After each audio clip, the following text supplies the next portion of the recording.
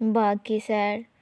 اگر وہ کوئی اچھا کام کریں، دوسروں کی مدد کریں اور شرارت نہ کریں تو وہ ان کو ان کے پسندیدہ جنگل کی سیر کے لیے لے کر جائیں گے۔ عبدالہادی اور لامیا بہن بھائی تھے۔ دونوں ذہین ہونے کے ساتھ ساتھ نئی نئی شرارتوں کے موجد بھی تھے۔ نئی نئی شرارتیں کرنا بہت پسند تھا۔ ہادی ہمیشہ کوئی نئی شرارت سوچتا جبکہ لامیا اس کی مدد کرتی۔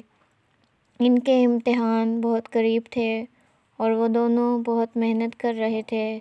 جب ان کے امتحانات کا رزلٹ آیا تو وہ بہت اچھے نمبروں سے پاس ہوئے۔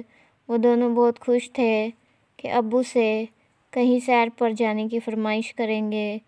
جب وہ اپنے ابو کے پاس گئے تو ابو نے ایک شرط رکھی اور وہ شرط کچھ اس طرح تھی کہ اگر وہ کوئی اچھا کام کریں، دوسروں کی مدد کریں اور شرارت نہ کریں تو وہ ان کو ان کے پسندیدہ جنگل کی سیر کے لیے لے کر جائیں گے۔ پہلے تو وہ دونوں بہت پریشان ہوئے مگر کچھ دیر بعد اپنے ابو کی شرط ان کی سمجھ میں آ گئی۔ لامیا گھر کے کاموں میں امی کی مدد کرنے لگی جبکہ ہادی گھر کا سامان لانے میں ابو کی مدد کرتا تھا۔ اسی طرح پورا ہفتہ گزر گیا اور انہوں نے کوئی شرارت نہ کی تو ان کے ابو انہیں قریبی تفریح گاہ کی سیر کے لیے لے کر گئے۔ دونوں وہاں جا کر بہت خوش ہوئے۔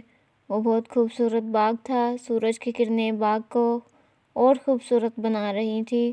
انہوں نے پورا دن خوشی خوشی گزارا اور رات کو واپس آ گئے۔